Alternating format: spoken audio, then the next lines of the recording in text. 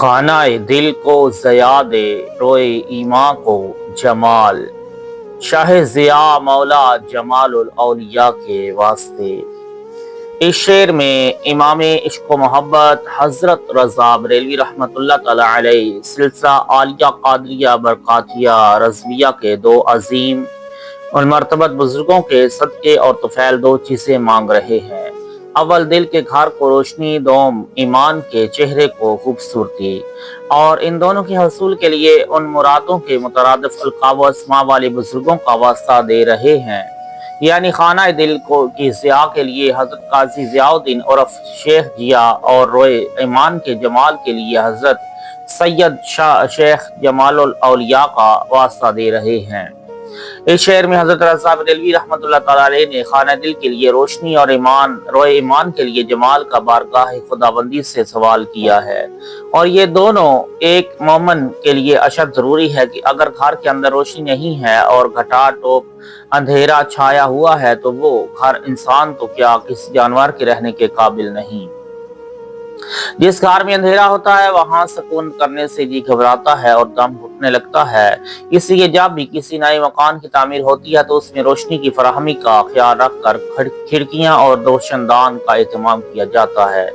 ये तो हुई आम इंसान के बसने के घरों की बात, लेकिन इसमें एक बात यह भी है कि अगर वो घर ऐसे मौजू या मुकाम पर वाक़या है कि वहाँ कुदरती रोशनी दस्तयाब नहीं हो सकती, तो फिर ऐसे घरों में मसनूई रोशनी का इंतजाम क्या किया जाता है। जैसे बम्बई, कलकत्ता वगैरह जैसे बड़े शहरों में तंग जगह में बड़े बड़े छोटे छोटे कमरों पर मुश्तमिल मकान तामीर होते हैं।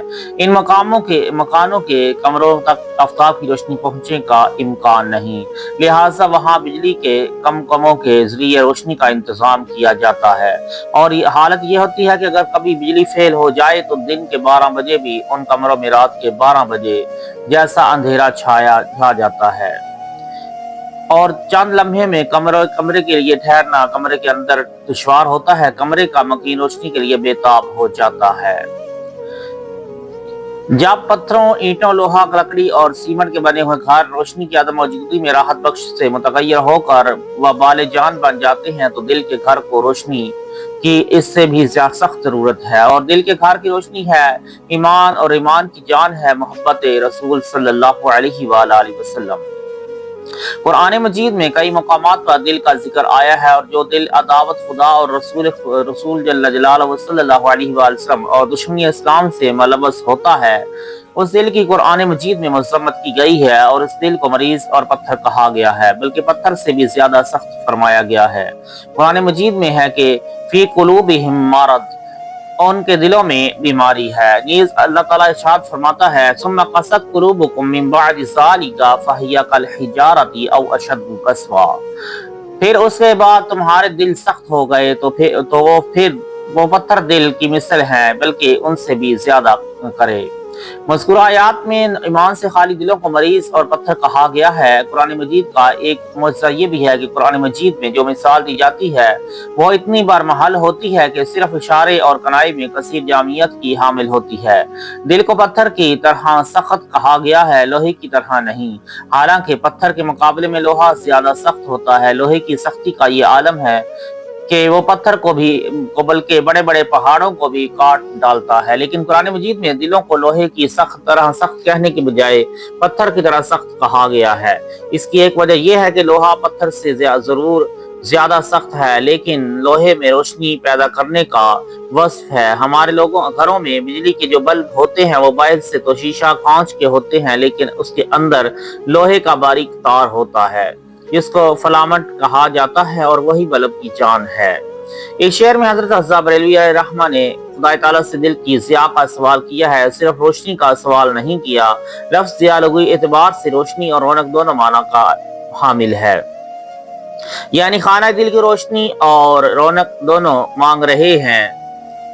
روشنی کے تعلق سے تو ابھی ہم نے بہت ہی اختصار کے ساتھ گفتگو کی، اور اس گفتگو کا محصل یہ ہے کہ ایمان کے نور سے دل کا آشیانہ روشن ہوتا ہے، لیکن روشنی کے ساتھ ساتھ رونق کا ہونا بھی ضروری ہے۔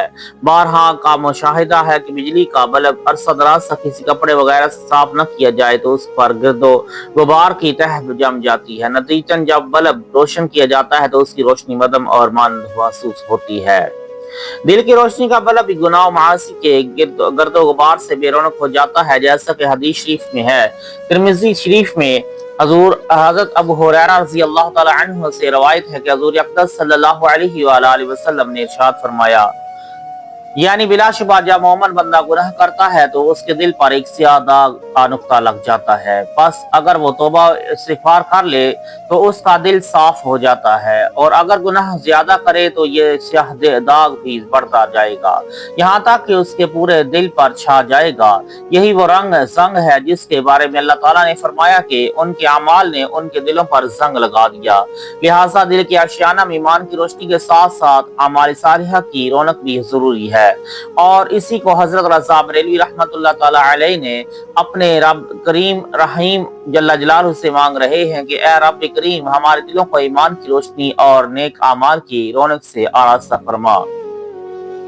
حضرت رضا بریلوی رحمت اللہ تعالی علیہ نے خانہ دل کے ضیاء کے حصول کے لیے جن کا واسطہ بارگاہ الہی میں پیش کیا ہے، اس ذات گرامی حضرت قاضی ضیاء الدین اور شیخ ضیاء رضی اللہ تعالی عنہ کی ولادت 925 ہجری میں قصبہ نیوتنی ضلع لکھنؤ میں ہوئی۔ آپ کی ابتدائی تعلیم و تربیت اپنے گھر پر ہوئی۔ اس کے بعد اعلیٰ علوم دینیہ کے حصول کے لیے آپ احمد آباد یعنی گجرات انڈیا حضرت علامہ شاہ وجیہ الدین بن نصر اللہ علیہ رحمہ کے خدمت میں حاضر ہوئے۔ دوران تعلیم علامہ وجیہ الدین علیہ رحمہ نے اپنی لڑکی کا عقد آپ سے کر دیا۔ اپنے علوم باطن حضرت شیخ محمد بن یوسف قرشی برہان پوری علیہ رحمہ سے حاصل فرمائے۔ شاہ تراب علی قندی قدس سرہ نے اپنی شہرہ آفاق تقسیم کشف المتواری میں آپ کے متعلق تحریر فرمایا ہے کہ آپ صاحب تحقیق و صاحب باطن و صاحب کشف و کرامت تھے۔ آپ حصول علم کے لیے بہت ہی چھوٹی عمر میں اپنے وطن سے احمد آباد جانے کے لیے نکلے۔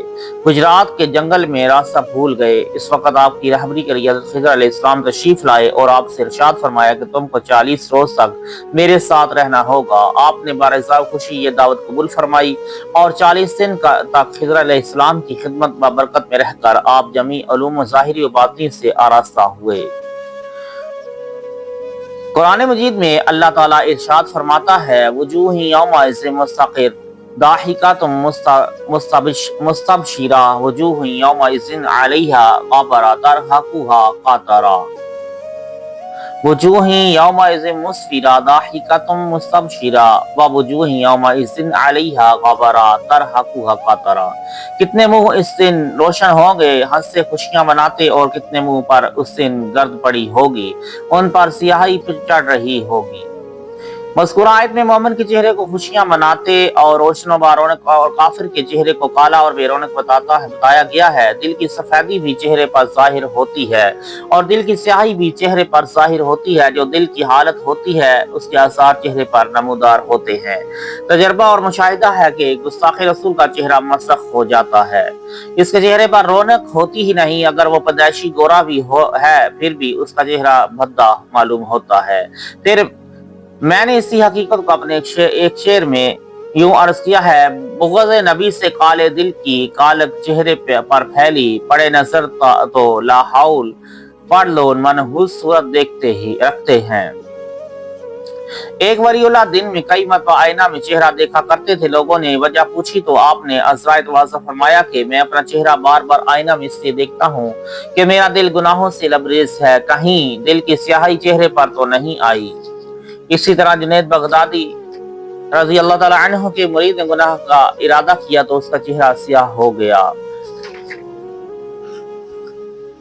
حضرت رضا بریلوی کے شعر کا مطلب یہ ہوا کہ اے اللہ ہمارے دلوں کو ایمان کے نور سے مزین فرما کر روشنی اور رونق عطا فرمانے کے ساتھ ساتھ چہروں کو بھی ایمانی جمال عطا فرما۔ حضرت رضا بریلوی نے ایمان کے جمال کے حصول کے لیے جن کے وسیلے سے دعا کی ہے وہ شیخ جمال الدین اولیاء بن حضرت مخدوم جہانیہ بن بہاؤالدین سالار اس عالم ہیں، جن کی ولادت بسعادت 973 ہجری میں مقام کورا جہان آباد میں ہوئی۔ آپ کی پیدائش قبل ہی حضرت فقیر خدا بخش علیہ رحمہ، جن کی عمر شریف 120 سال ہو گئی تھی، انہوں نے بشارت دی کہ حضرت مخدوم جہانیہ کے گھر میں جمال آئے گا، لہٰذا جب آپ کی ولادت ہوئی تو آپ کا نام شیخ جمال رکھا گیا۔ آپ کا شجر نمبر 30 واسطوں سے حضور اقدس صلی اللہ علیہ وآلہ وسلم تک پہنچتا ہے۔